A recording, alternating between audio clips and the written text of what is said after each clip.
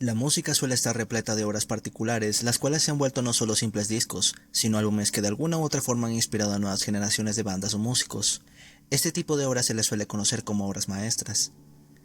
En mi opinión, una obra maestra es aquella obra de arte, ya sea una pintura, película, libro o álbum de música, que ha marcado un punto de inflexión y que de alguna u otra forma sigue influenciando a una nueva ola de músicos y bandas hasta el día de hoy. Veamos por ejemplo los discos de The Beatles con su productor George Martin, los cuales son muy populares y hasta nuestra fecha han marcado una generación de jóvenes que se han inspirado de los Fab Four. Otro ejemplo puede verse en el Pet Sounds de The Beach Boys, que gracias a la magia de Brian Wilson y compañía, con su melancólico pop barroco, ha llevado su sonido a las bandas de indie pop. The Velvet Underground, que aunque no fueron comerciales ni sus discos fueron un rotundo éxito, crearon sonidos que todavía no eran presentes en los 60, y así podemos continuar con otros ejemplos como Kraftwerk, David Bowie, Joy Division, etc. London Calling es justamente esto, un disco experimental con una múltiple faceta de géneros que iban desde el reggae, el rockabilly, el ska, hasta el new wave, el pop rock y sonidos que estaban desarrollándose como el post-punk. London Calling fue la etapa donde los 4 miembros de la banda alcanzaron una gran madurez a la hora de hacer música. Pero, ¿cómo London Calling se convirtió en un clásico atemporal para su época? ¿Cuál fue el proceso de grabación de uno de los mejores discos de la historia? Soy Narciso Negro y esta es la historia de London Calling.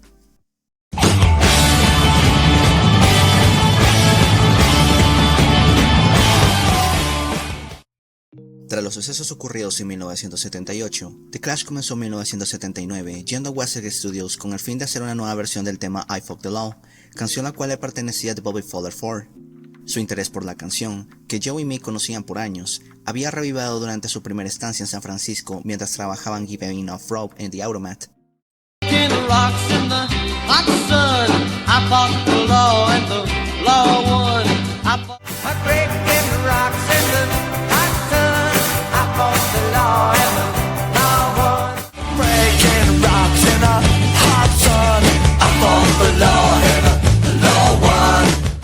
La idea de la banda consistía en que este tema formara parte de un EP en el cual vendrían otros temas como Groovy Times, Caves of the West y Capital Radio.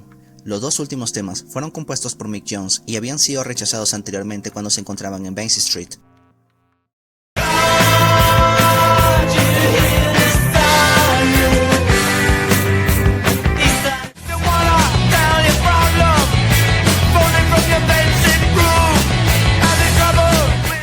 El trabajo hecho con Sandy Pearlman al anterior LP resultó terminar en la búsqueda de un nuevo productor. Al final su candidato escogido no fue otro que Bill Price, quien trabajó con Chris Thomas como ingeniero de sonido en Nevermind the Bollocks de Sex Pistols, al igual que con Guy Stevens y el cantante Ian Hunter de Motley Crue, uno de los héroes de Mick Jones. Otra persona importante que jugó gran papel en la producción del EP sería Johnny Green, que esta vez fue asignado como ingeniero de sonido. Fue un placer trabajar con ellos, dice Price. Por un comienzo, su material era increíblemente bueno y simplemente eran muy talentosos en diferentes direcciones. Trabajar para cualquier banda con Superhero en ello hace el proceso un absoluto placer desde el comienzo. Tú normalmente comienzas con una sección rítmica, luego la construyes, y fue fantástico con Tupper. En términos de ser un productor y tener ideas de producción, Mick Jones era muy bueno, un guitarrista consumado y con la cabeza llena de ideas musicales. Él puede tocar la mayoría de ellas también. Mick era muy receptivo a las sugerencias de otras personas. Joe nunca fue un cantante complicado de conseguir una actuación impresionante, si estaba en el estado de ánimo adecuado.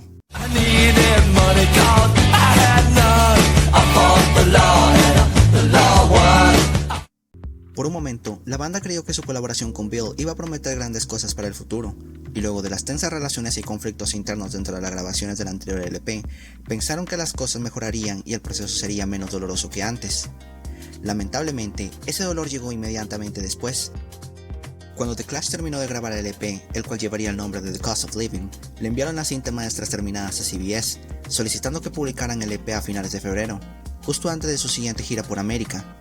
Pero cuando el sello les dijo que en ese tiempo iban a lanzar el single English Civil War, al grupo no le quedó de otra que mover la fecha a mayo.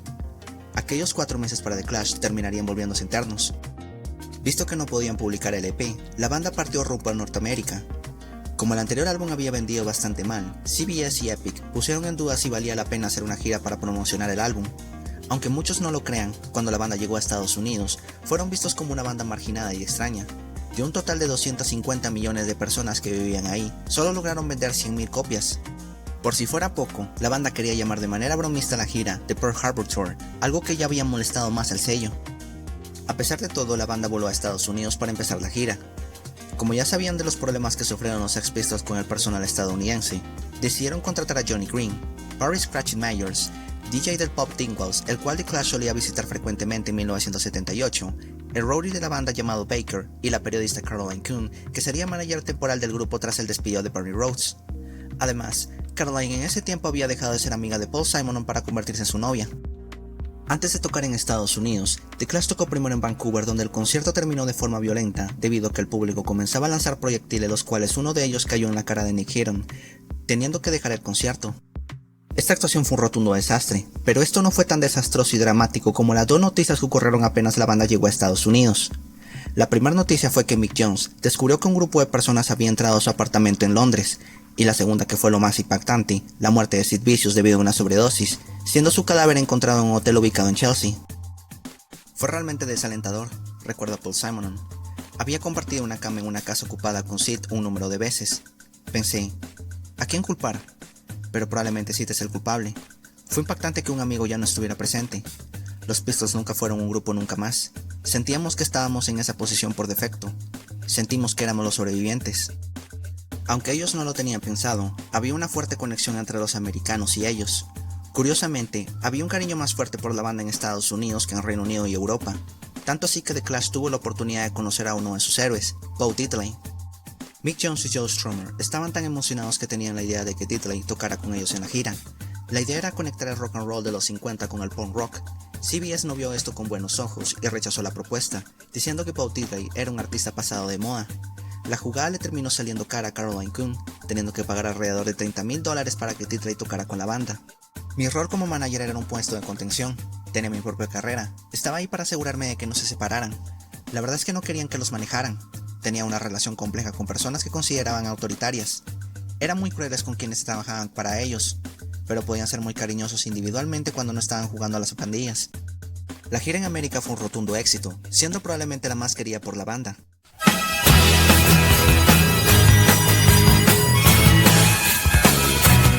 De regreso a su país de origen, The Clash ya había terminado de filmar Rude Boy. El único problema era que las canciones del concierto sonaban mal, así que la banda tuvo que arreglarlas. Las relaciones entre CBS y The Clash comenzaron a volverse demasiado tensas a medida que pasaba el tiempo. Joe Strummer no estaba seguro si la banda debía continuar en el sello, y por si fuera poco, The Clash no tenía un manager permanente. Como mencioné antes, la salida del último álbum parecía ser un fracaso desde el punto de vista de CBS, sabiendo que estaban lejos de recuperar todo el dinero que habían puesto como presupuesto para grabar el álbum de The Clash.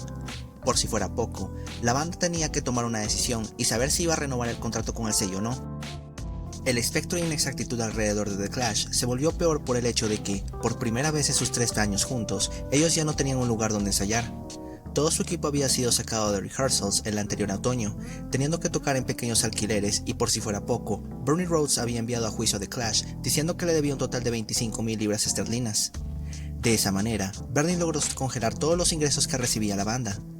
Según medios como New Musical Express, vieron de que la idea de sacar a Bernie Rhodes en realidad fue un plan provocado por CBS para tener el control completo ahora de la banda y hacerla más maleable. La situación también en la que vivía la banda era espantosa. Paul Simonon no tenía donde dormir. Mick Jones había roto su relación amorosa con la guitarrista de The Slits, Bill Barbertine. Los que parecían llevar una vida más tranquila era Joe Strummer, que ahora estaba con un nuevo romance llamado Gabby Shelter, una amiga de la esposa de Nick Heron, tras dejar a Palmolive, y el mismo Heron, que ahora vivía cerca del apartamento donde dormía Sid Vicious. Aunque eran una banda que lograban llenar conciertos, su estilo de vida era muy precario, lo que llevó a que su estado de ánimo fuera más oscuro y depresivo.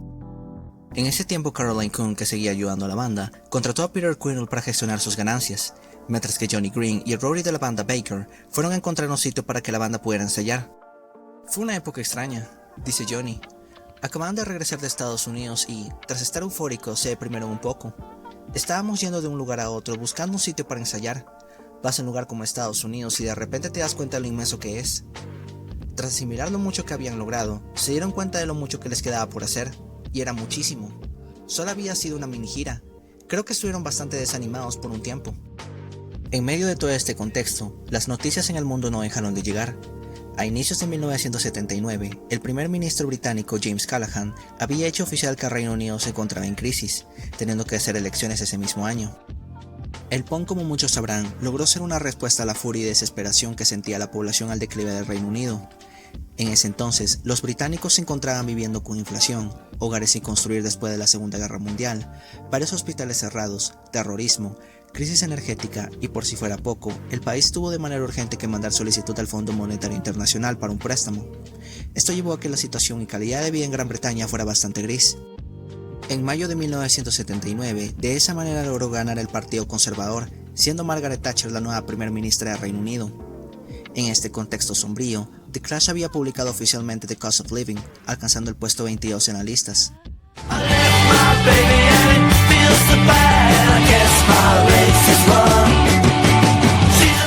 Al principio, Joe Strummer tenía pensado usar como portada el rostro de Margaret Thatcher acompañado de una esvástica.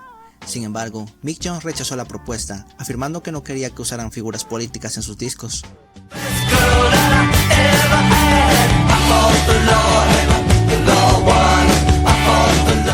Antes de estos sucesos, Baker y Johnny Green lograron encontrar el nuevo lugar de ensayos de la banda llamado Vanilla. En muy poco tiempo, en los muros del sitio, pronto resonarían los temas de su próxima obra, London Calling.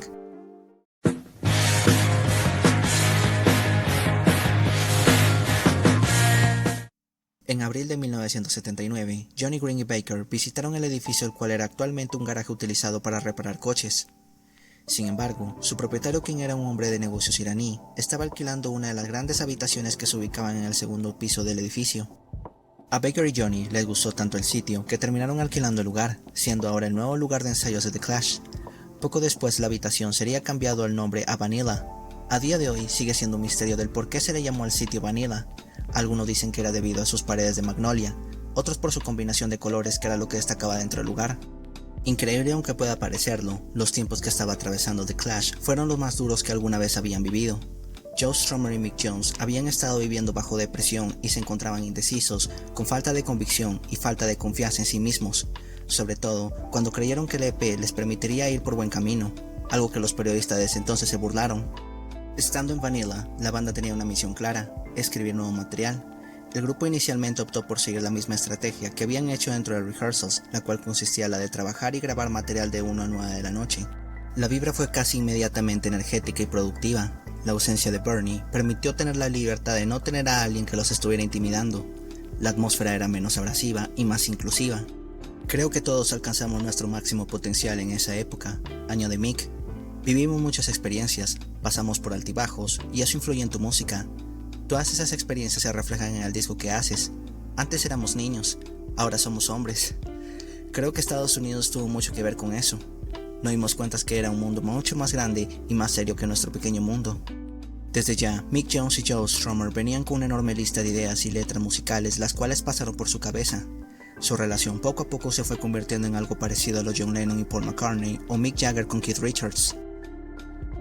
El resultado de todas esas letras fue un breve resumen de todas las cosas las cuales le habían sucedido en 3 años: la llegada del thatcherismo y la tensión nuclear, libros sobre sexo y drogas, su gira por los Estados Unidos, la muerte de Sid Vicious, sus conflictos con la CBS y la pérdida de sus hogares y novias. Por muy cruda que fuera toda esta información que se sigue viviendo hasta el día de hoy, les permitió a los líderes de la banda sumergirse en agujeros negros que les permitía explorar conexiones de diferentes épocas y lugares. Junto a su lista de canciones, ambos comenzaron a experimentar con sonidos que no habían hecho antes. El gusto por el R&B y el rock and roll de finales de los 50 y principios de los 60 era algo que llevaba en la vida de Joe Strummer. Mick Jones, mientras tanto, estaba más fascinado por el sonido de finales de los 60 como el soul, el pop y el garage. Paul había continuado practicando en mejorar su técnica de tocar el bajo al escuchar la música jamaiquina de los 60 como el reggae. Tupper prefería la música rítmicamente desafiante desde el rock, el prog y pasando los sonidos de la música negra como el jazz o el funk.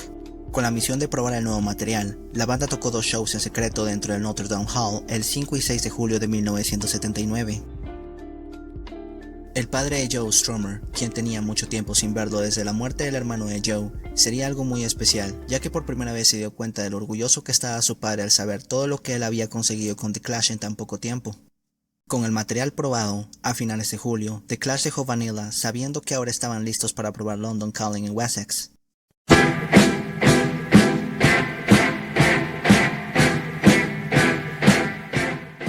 Uno de los problemas que tuvo la banda durante el proceso de London Calling fue la grabación del álbum por varios factores.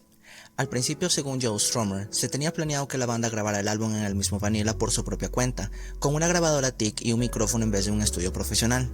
La razón de esto era para disminuir los costos de estudio al producir un álbum, y también porque salía más barato venderlo. Este plan, por supuesto, sería descartado.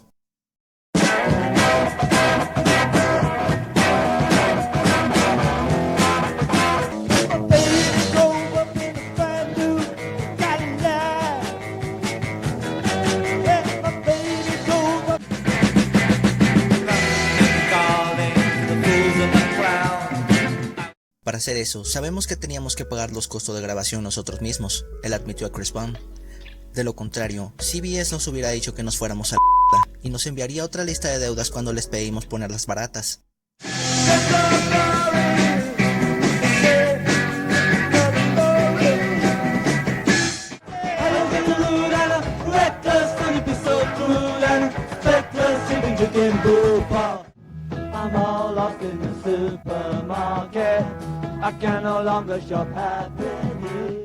El otro gran problema era la búsqueda de un nuevo productor. La muerte del padre de Sandy Pearlman provocó que su antiguo productor se retirara de la música por un tiempo. Además, la experimentación del disco con una enorme amalgama de géneros hizo que dieran a Pearlman por descartado. CBS quería un productor de renombre, sin embargo The Clash estaba buscando un productor acorde a sus ideas. Bernie había estado genuinamente disgustado por la lentitud y cara sobreproducción meticulosa de Give Him Enough Rope. Aunque Joe Strummer no pudo traer de vuelta a Bernie, logró seguir los consejos de su antiguo manager y fueron en busca de un viejo conocido, Guy Stevens. El último encuentro de Guy con el grupo, luego de grabar las demos del primer álbum de Polydor, no había sido un rotundo éxito, por supuesto, pero la razón por la que esas demos fueron un fracaso era debido a que la banda no tenía mucha experiencia grabando dentro de un estudio. Ahora, con la madurez que tenían, ellos podían aprovechar las payasadas de Guy dentro del estudio. Joe Strummer saldría en busca de Stevens. Ahí lo encontraría sentado en un bar ubicado en Oxford Street, con su cabello pelirrojo cubierto de copos de caspa.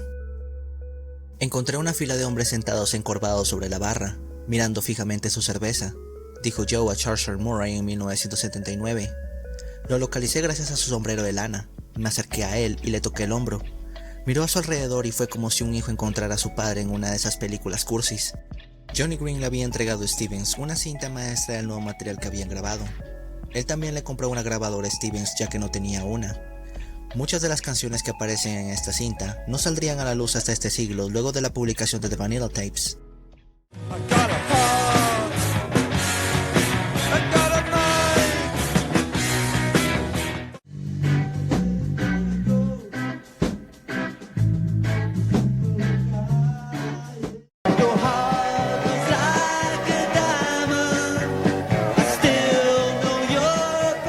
The Clash también contrató a Bill Price como ingeniero de sonido tras su buena química al producir su EP.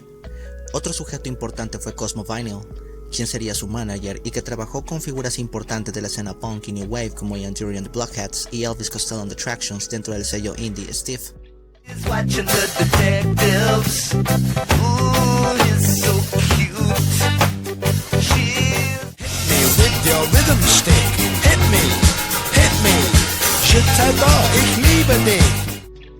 La banda comenzó a grabar con Guy Stevens London Calling dentro de Wexx Studios.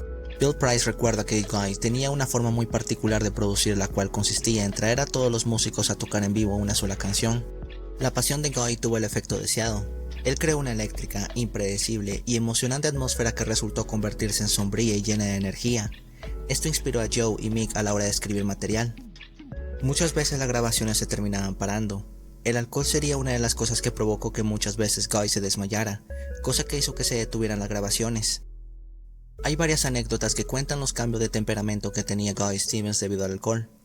Uno de esos fue cuando un día, mientras Joe Strummer estaba probando algunas canciones en el piano Bösendorf, un Guy Stevens ebrio derramó una botella de vino rojo sobre el piano que, según él, mejoraría su sonido. Esto horrorizó a CBS, que según algunas fuentes estima que costó 6.500 libras esterlinas reparar todos los componentes del piano. Otra fue cuando un día, en una forma de presionar a Mick para sobregrabar una parte de su guitarra dentro del disco, Guy le arrojó una escalera para que se pusiera en marcha. En el disco, la banda tendría la ayuda de músicos importantes como Graham Parker and the Rumours o el teclista de Ian Dury and the Blockheads, Mickey Gallagher, para ayudarles a tocar varias canciones de London Calling. A finales de agosto, el disco estaba terminado, solo faltaba mezclarlo. Bill Price y Jeremy Green se encargarían de la mezcla. Normalmente este trabajo solía hacerlo Mick Jones, pero esta vez se le dio el trabajo a ellos debido a que Mick tenía que ir de gira con la banda a Estados Unidos. A pesar de todo, la banda escuchó la mezcla completa cuando les enviaron la cinta y quedaron asombrados. Ray Laurie fue enviado a trabajar en la portada del álbum en la oficina de Epic en San Francisco. A pesar de las objeciones de la fotógrafa de The Clash, Penny Smith, el grupo decidió escoger una foto en la que aparecía Paul Simon rompiendo su bajo en uno de los conciertos por Estados Unidos. Laurie usó una caligrafía con los colores verde y rosado, intentando parodiar al primer álbum de Elvis Presley.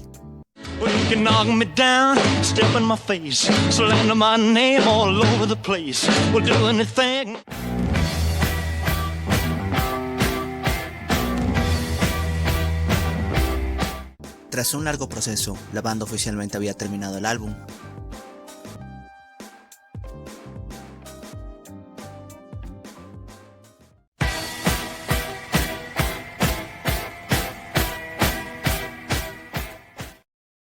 Mick Jones tiende a describir su colaboración con Joe Strummer al componer canciones como una forma de elaborar música en menos de unos minutos, entregándola sobre la mesa para que el otro haga lo mismo.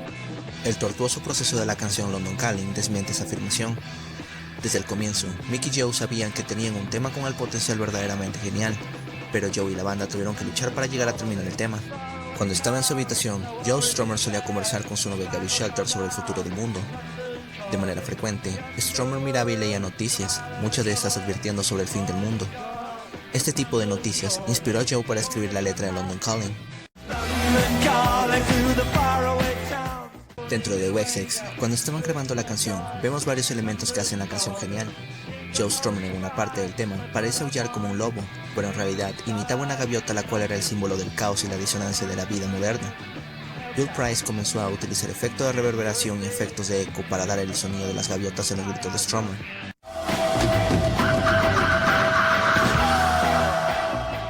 En la parte final, podemos escuchar el sonido de un código Morse, el cual era la guitarra de Mick Jones dando un mensaje SOS. El origen del nombre de la canción proviene del servicio de ultramar de la BBC, el cual se utilizaba para transmitir noticias en inglés y otros idiomas. Durante la Segunda Guerra Mundial, mientras la Alemania nazi invadía varios países, en la radio se podía escuchar la mítica frase al empezar cada boletín: "This is London Calling". This is London Calling in the Overseas Service of the British Broadcasting Corporation. Before I read the news, we are broadcasting important messages to the masters of Norwegian and Danish ships from the British government. De esta forma empieza el álbum, lanzándonos una advertencia a todos los oyentes sobre un mundo que está al borde de la extinción debido a desastres naturales, la guerra nuclear y los problemas sociales que podrían en cualquier momento acabar con la humanidad.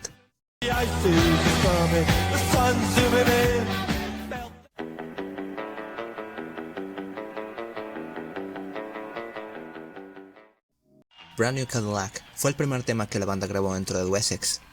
Cuando la banda empezaba a calentar, ellos empezaron con ese tema, y cuando Cody Stevens la grabó, le había dicho a The Clash que era una toma y estaba lista para ser utilizada.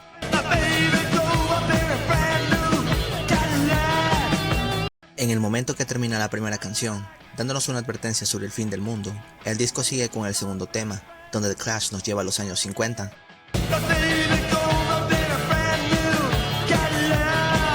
Brand New Cadillac había sido una canción original hecha por Vince Taylor and His Playboys en 1959.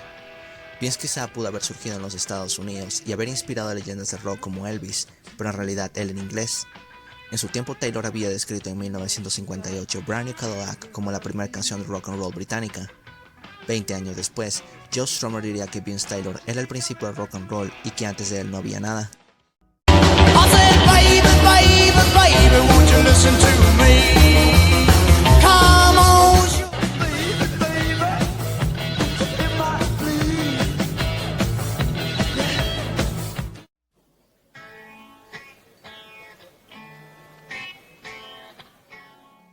Tras el levantamiento de las restricciones autoimpuestas por el punk, The Clash se sintieron cada vez más libres para tomar cualquier dirección dentro de Vanilla. Muchas veces, la banda podía jugar con dos o más géneros musicales en un solo tema. El claro ejemplo de esto fue Jimmy Jazz, tema que solo tocaron una vez en el Notre Dame Hall y que dejó consternados a los periodistas. Como era característico en la personalidad de la banda, ellos no se dejaron intimidar.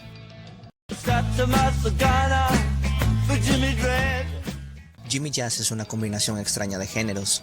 Podemos ver que dentro del tema hay sonidos que van desde el blues y el jazz, pasando por el R&B. La letra también era experimental, ya que es bastante confusa y queda en el oyente darle su propia interpretación. Lo que podemos quizá decir es que el tema trata de un hombre llamado Jimmy Jazz, quien está siendo perseguido por la policía.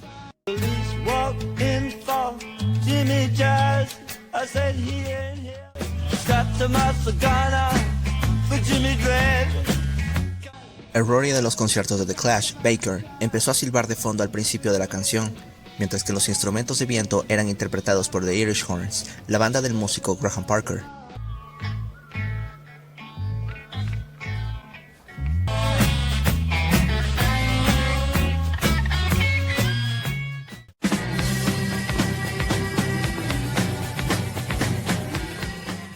En 1979, a The Clash le ocurrió la mejor y peor cosa en su vida al mismo tiempo. La mejor, sin dudas, fue conocer al legendario Bo Diddley en su primer gira por Estados Unidos. La peor fue descubrir la muerte de Sid Vicious a causa de sobredosis. La mezcla de estos eventos llevó a The Clash a crear Hateful. En ella tenemos el sonido del rock and roll de los 50 de Bo Diddley. El sonido de los aplausos de fondo mientras Joe Strummer comienza a cantar provienen del tema No Fade Away de The Rolling Stones.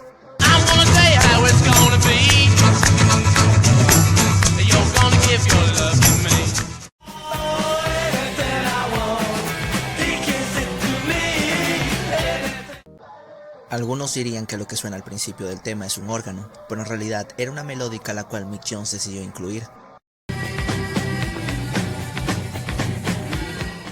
Mientras la melodía estaba inspirada por uno de sus ídolos, la letra tomaba la vida de Sid Vicious, aunque no de manera biográfica. El tema nos cuenta de una persona adicta a la heroína tras quedar atrapada en una relación con alguien que se enriquece alimentando su adicción, referencia por supuesto a la relación amorosa entre Sid y Nancy.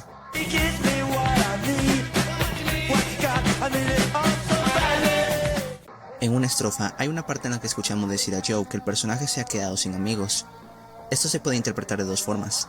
Nuestro personaje perdió sus amistades debido a sus problemas con la droga, ya que no puede dejar su adicción o perdonar su comportamiento. Y la segunda forma es que probablemente todos sus amigos eran junkies como él y murieron por sobredosis.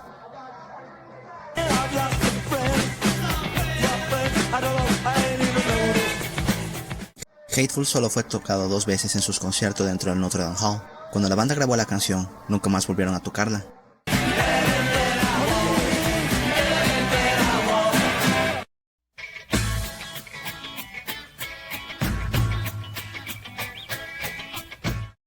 Para comprender este tema, es necesario entender un poco de contexto histórico.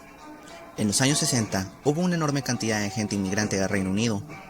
Había gente de todo tipo, pero había una parte que venían de países del Caribe como Jamaica, que se iban al Reino Unido en busca de trabajo y un futuro mejor. Debido a que no había muchas oportunidades para todos, algunos jamaiquinos empezaron a volverse delincuentes. Ese tipo de personas se les conocía como Rude Boys, y se les llamaban así a las pandillas de delincuentes que se unían a grupos de matones para hacer sus travesuras. Varias bandas de reggae empezaron a abordar los temas sociales que se estaban atravesando en aquella época. Roddy Can Fail podemos describirlo como un homenaje al reggae de los 70 que abordaba esos temas. En ella se hablan de los problemas de encontrar trabajo y la necesidad de calmarse ante todo lo que está ocurriendo.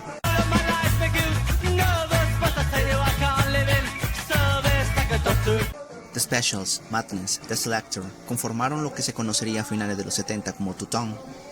En 1979 saldría Message to You Roddy de The Specials, el cual ayudó a restablecer el fenómeno de los Rude Boys en el Reino Unido. De ahí, varias bandas de Two-Tone empezarían a utilizar las palabras Rudy, Rudy o Rudy en sus canciones y harían homenaje a las pandillas, vistiendo trajes al estilo gángster.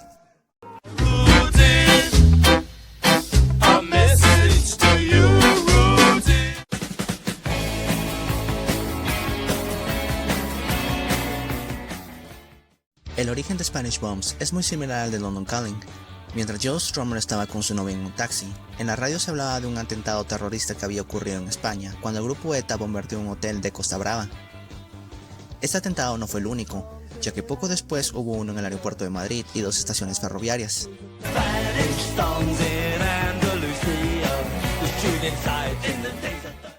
Dentro de la letra podemos ver que Joe Strummer aborda 2 épocas en España, la Guerra Civil Española, donde se habla del asesinato de Federico Lorca por parte de los fascistas en 1936, y luego la inmovilización de todos los aviones pasajeros de C-10. También se habla de temas que sucedían en el Reino Unido, como los atentados terroristas que hacía el IRA en su tiempo.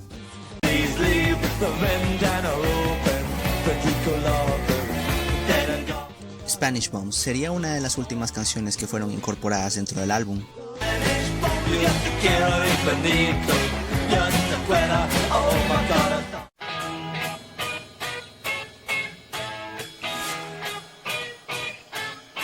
The Right Profile fue un tema que tuvo dos versiones durante el proceso. La primera era conocida como Uptown y luego otra llamada The Kind of Sidewalk.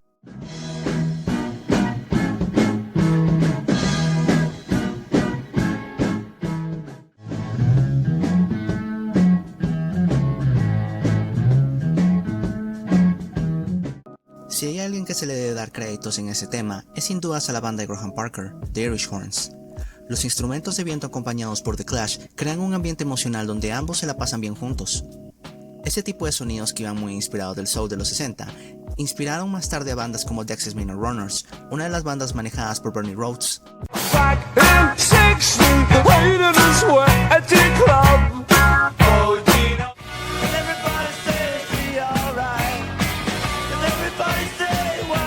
La letra surgió gracias a un libro biográfico del actor americano Montgomery Clift, escrito por Patricia Bosworth, el cual Guy Stevens le prestó a Joe Strummer. La vida de Montgomery Clift destaca por ser bastante oscura y trágica. Su madre tenía un carácter autoritario y desde joven Montgomery tenía cierta atracción por los hombres. Debido a la época y al comportamiento de su madre, tuvo que ocultar su homosexualidad durante un largo tiempo. Clift también solía tomar demasiado alcohol y pastillas, especialmente para calmar sus problemas para reconciliar el sueño.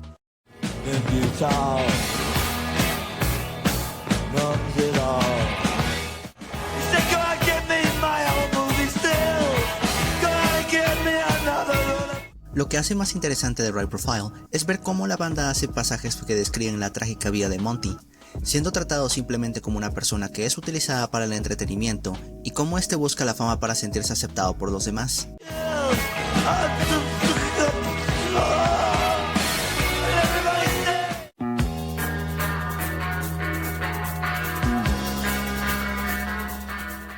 Como hablamos en el primer video de The Clash, la vida de Mick Jones y Joe Strummer destacaron por ser trágicas y complicadas. Ambos crecieron sin el cariño o afecto de sus padres y vivieron una vida bastante solitaria. Cuando Joe Strummer supo de lo compleja que fue la infancia de Mick Jones, siendo un niño que sufrió del divorcio de sus padres y viviendo en un piso de un edificio con su abuela, decidió crear Lost in the Supermarket para que Mick la cantara como un obsequio. Aunque el tema no trata sobre la vida de Mick Jones, Lost in the Supermarket nos cuenta la vida de un hombre el cual se ve inmerso en el mundo consumista, rodeado de ofertas, promociones y cosas brillantes que prometen todo lo necesario para una vida plena. A pesar de que esta persona tiene todo, se encuentra viviendo dentro de un vacío enorme y lleno de soledad.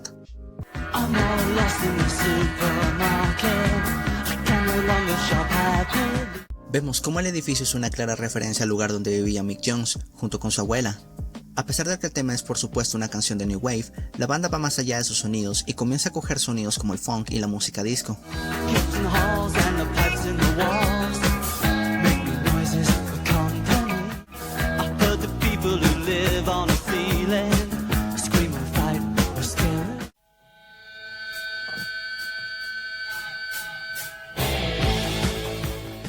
Mientras Lost in the Supermarket era una fuerte crítica al mundo materialista y consumista, Clapdown sigue una fórmula similar, solo que en ella critica el capitalismo y cómo las personas tienen trabajos miserables, estando conformes en una sociedad atrapada por el sistema.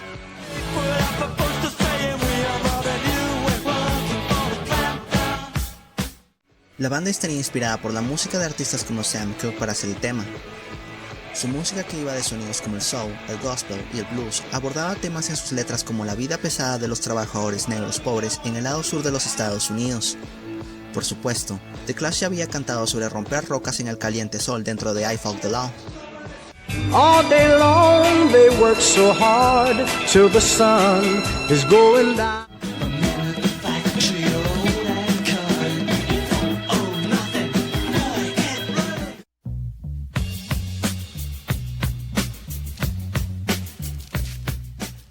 Los ensayos en Vanilla estimularon el lado creativo de los cuatro miembros de The Clash.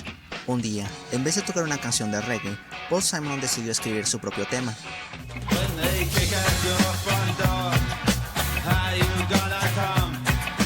Guns of Brixton había sido escrita en 1978 antes de que se mudara a Oxford Gardens, hogar donde vivió una parte de su infancia. Su novia Caroline Coon le había aconsejado a Paul Simonon a escribir sus propias canciones, luego de que se diera cuenta que él no recibía regalías por las canciones de The Clash. Paul a menudo habla de haberse criado en los barrios bajos de Brixton. Aunque suele exagerar mucho con esto, pasó una importante parte de su juventud en el sur de Londres. Cuando estaba viviendo en Notting Hill, él comenzó a escuchar gran parte de artistas y bandas reggae. Uno de estos temas que descubrió fue Guns N' Never Run de la banda The Satellites en 1969.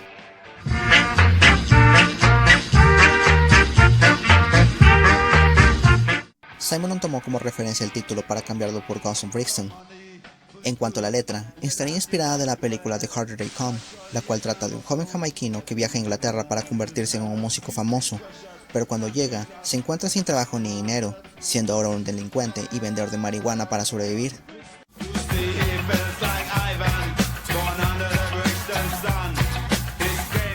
Paul Simonon utilizó la historia de la película para reflejar los problemas sociales que atravesaba Brixton.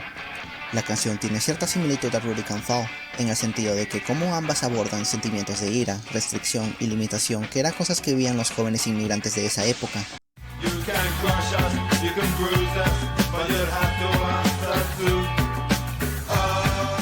Cuando Paul Simonon escribió la canción, se la dio Joe para que la cantara, pero Joe y los demás insistieron que lo hiciera él mismo.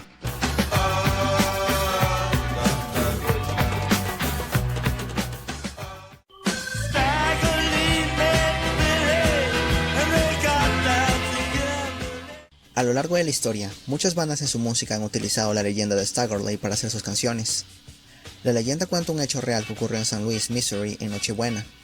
Un hombre llamado Lee Shelton, que trabajaba como cochero, asesinó a un trabajador de un muelle llamado William Lyons en una discusión que tuvieron ambos. Como mencioné antes, la historia ha hecho varias versiones sobre la leyenda de Staggerly.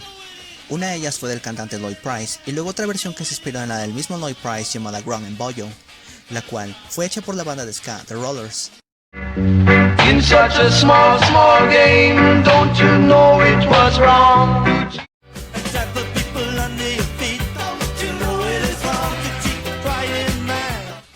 Años más tarde, The Clash utilizó la misma canción de The Rollers, solo que agregándole algunos cambios diferentes.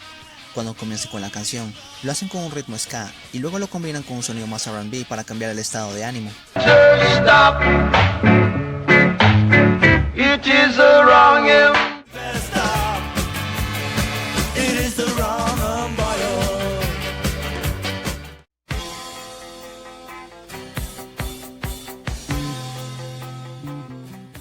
Durante mucho tiempo, Joe Strummer era un aficionado a leer libros de historia constantemente. Solía leer varios libros de guerra que iban desde los caballeros templarios del siglo XI hasta otras guerras.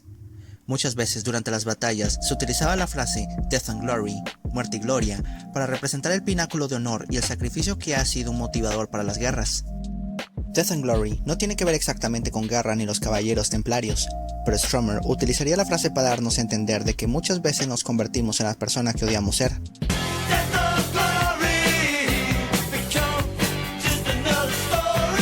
En ella nos damos cuenta de la historia de una banda de rock decidida a triunfar, pero también decidía no traicionar sus principios en el camino. Al final, nos damos cuenta sobre que lo que se suponía que sería una vida de muerte y gloria, pasa a ser ni una cosa ni la otra. Esta letra, como podemos ver, es una referencia de Clash, la cual pasó de ser una banda con el sueño de triunfar, pero que ahora se siente culpable de su propio éxito, mientras continúa la lucha de manera constante por el control con el sello CBS.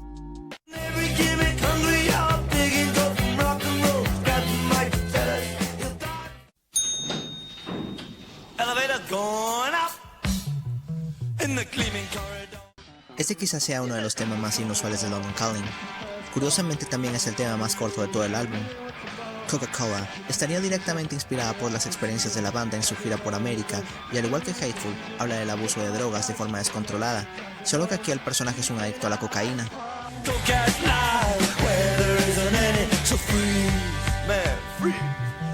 La palabra Coca-Cola es un juego de palabras. The Clash, cuando estaba en América, solía ver de manera frecuente por todos lados la bebida Coca-Cola, uno de los símbolos americanos. Era la bebida por excelencia. El popular diminutivo del refresco Coke, que utilizó también la marca, servía también como un diminutivo popular de las palabras cocaína.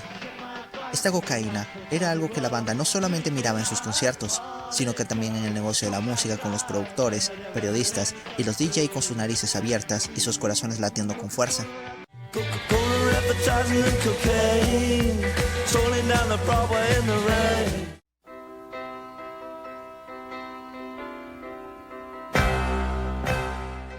Escrita mientras la banda estaba grabando el álbum en Wessex, The Card Sheet fue originada en el piano Bösendorf Grand que Joe Strummer tocaba en algunas pausas dentro del estudio.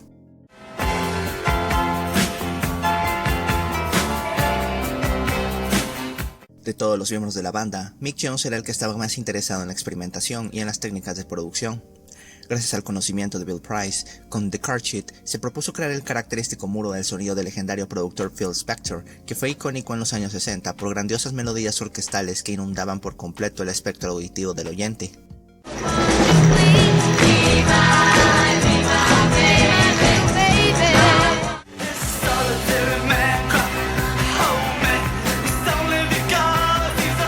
Para The Card Sheet, la banda juntó a mano derecha e izquierda los instrumentos de viento y luego el piano. Después pondrían el bajo con las voces en el centro. El resultado terminó siendo un tema con un sonido ligeramente desordenado y retumbante.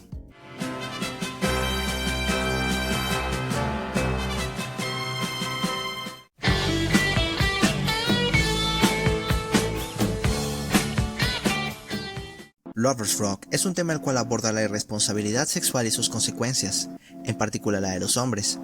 Vemos en el tema la vida de un niño deprimido que ha crecido sin afecto ni amor debido a que su madre fue una mujer que no tomó la píldora para evitar el embarazo.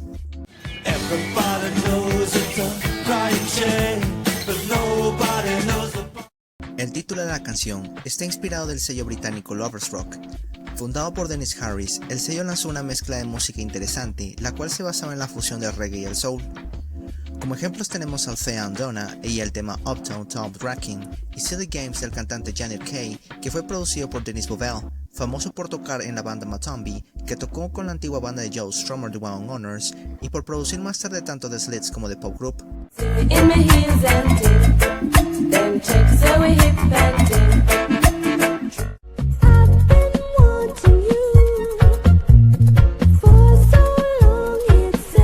Un día mientras estaban ensayando, Joe Strummer y Mick Jones comenzaron a discutir sobre la escena Lover's Rock de Reino Unido. Lo que la banda estaba escuchando en los clubes nocturnos, que era desde el dub, el roots reggae y los sonidos root boys de finales de los 60. Escuchar Lover's Rock no es una experiencia dolorosa, pero no se puede decir lo mismo de contemplar la lógica que hay detrás de ella.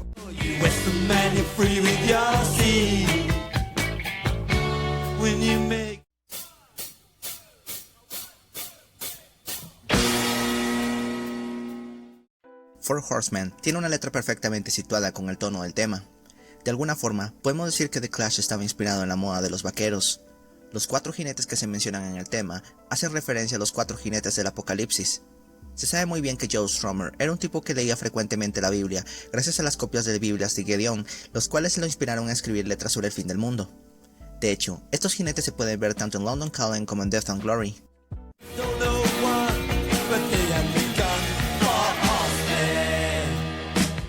En la canción solo se nombran 2 jinetes, el hambre y la muerte. Estos jinetes serían utilizados para abordar temas que frecuentemente ocurren en la sociedad y que la mayoría no parece darle importancia.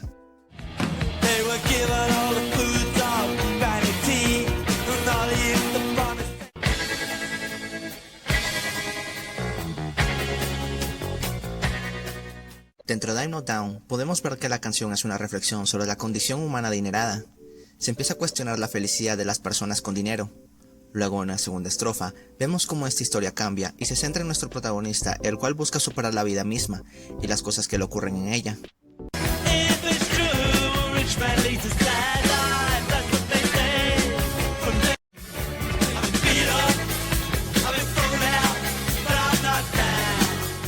El rascacielos que menciona la banda en la canción simboliza la deshumanización.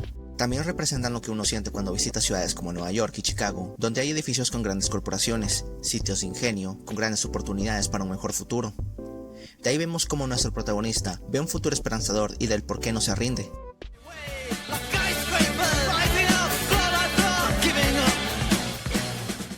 Mick Jones solía ser un tipo el cual reciclaba ritmos o letras de algunas bandas. Mientras en The Card Sheet se inspiró en el muro del sonido de las canciones producidas por Phil Spector, I'm Not Down es un homenaje al pop clásico de los 60. Curiosamente, este tema lo tocaron como prueba en el Notre Dame Hall, y después de grabarla, nunca la volvieron a tocar.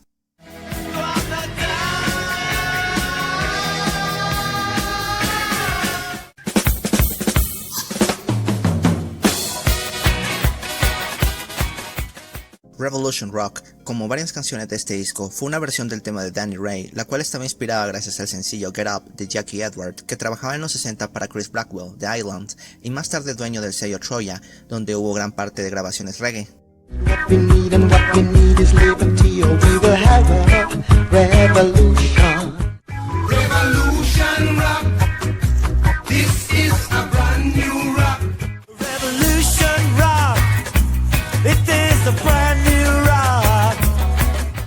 The Clash mantuvo una parte de la letra de Revolution Rock, solo que en una parte, Joe Strummer decidió reescribir el resto. La letra, que no fue escrita por la banda, es una oda al poder del rock y la música en general para generar un cambio social. Trata sobre la idea de que la música puede ser una herramienta para la revolución y la rebelión, una forma de unir a la gente y liberar sus mentes.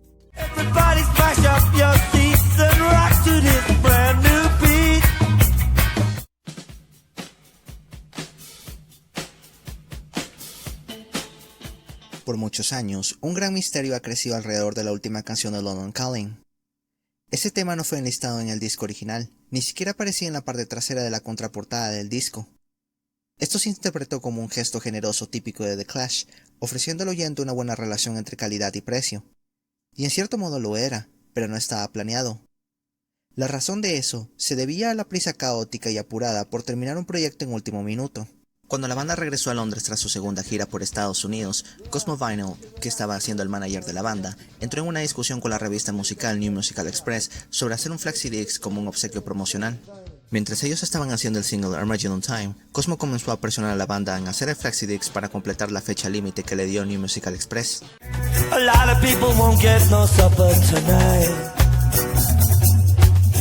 Mick Jones comenzó a trabajar no solo la melodía, sino también la letra de la canción durante una noche, y al día siguiente la banda hizo todo lo posible para grabarla rápidamente para que Cosmo tuviera la copia. Después de pasar por estas molestias, cuando terminaron la canción, Cosmo pensó en que sería bueno darle algo gratis como regalo a los fans de The Clash. Al final la banda agregó Train in Vain, Stand By Me.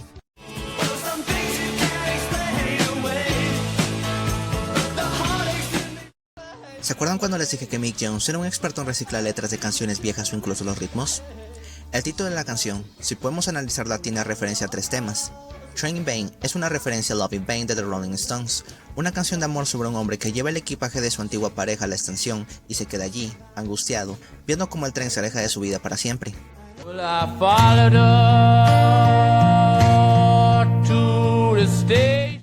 Por otra parte, la frase cerrada en paréntesis, Stand By Me, es una referencia a 2 temas clásicos y muy populares. El primero, por supuesto, a Stand By Me del cantante B.B. King, quien afirmó estar inspirado de Sam Cooke, un artista de gospel, soul y blues, para hacer la canción. Stand by, so darling, stand by me. Y la segunda, Stay By Your Man de la cantante Tammy Wynette, quien se inspiró en la canción de B.B. King.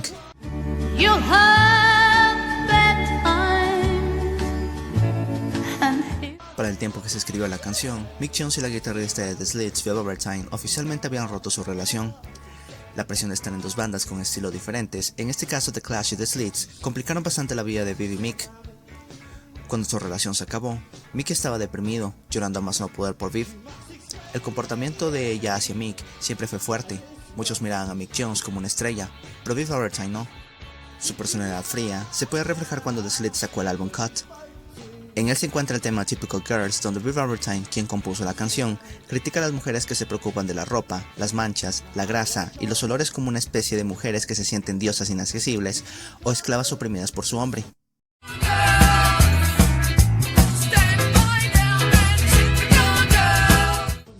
En el primer verso de Train in Vain, Mick Jones contradice las frases de Viv Overtime dichas en Typical Girls.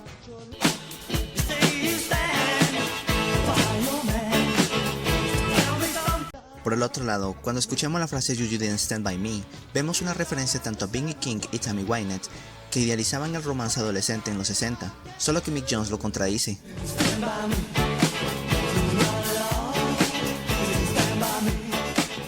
En otro verso, vemos también cómo el personaje dice decir que sus sueños se están derrumbando y que mantiene a los lobos a la raya. Este verso muestra el lado negativo de B. King como de Tammy Wynette. En este caso, la amante de nuestro protagonista no muestra su apoyo hacia él.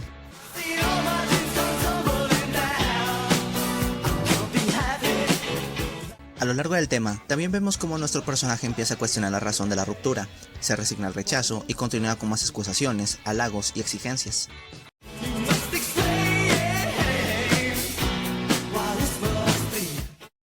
Train Bane, por supuesto, no era el primer tema de amor de The Clash, pero sí era el tema más crudo y directo que la banda había hecho. Con ese tema, The Clash empezó a desafiar muchas de las reglas del punk las cuales les habían impuesto sobre escribir canciones de amor, y una forma de Mick Jones de mostrarle al público que no le avergonzaba mostrar sus sentimientos o que le dijeran qué hacer. A pesar de que Joe Strummer mostró una gran indiferencia hacia el tema, diciendo que las canciones de celos y quejas heterosexuales le aburrían, esta logró alcanzar el puesto 30, siendo una de las canciones populares que sonarán en Estados Unidos.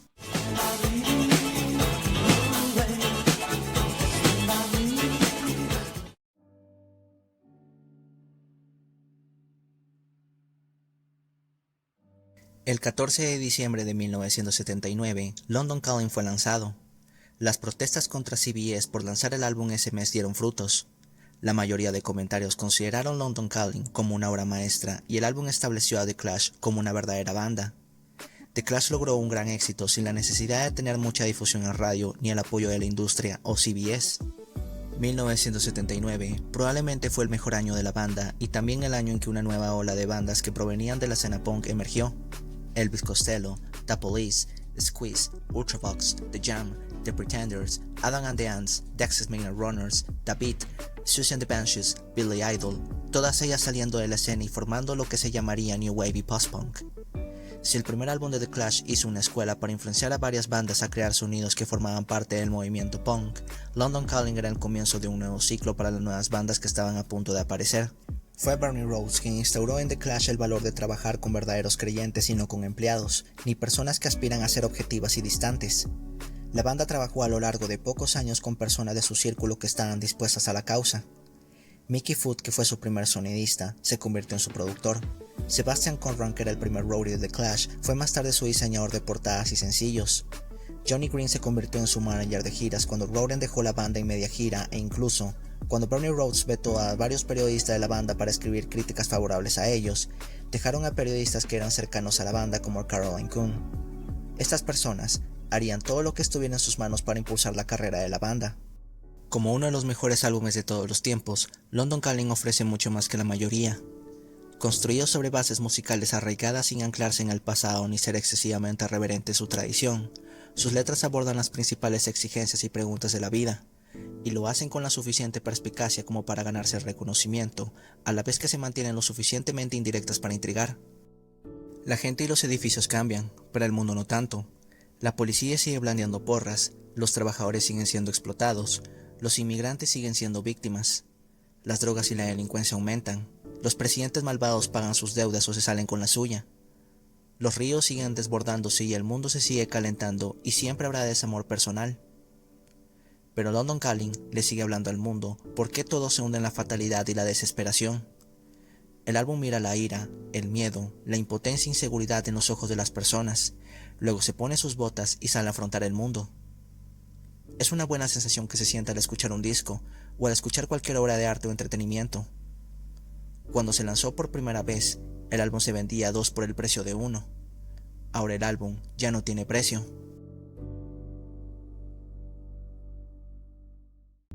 Si te gustó este video, apreciaría bastante que le des like y te suscribas al canal para recibir nuevo contenido. También puedes apoyarme a seguir creando contenido a través de PayPal. Puedes encontrar el link en la descripción de este video. Sígueme en mis redes sociales de Instagram y Facebook. Soy Narciso Negro y nos vemos en el próximo episodio.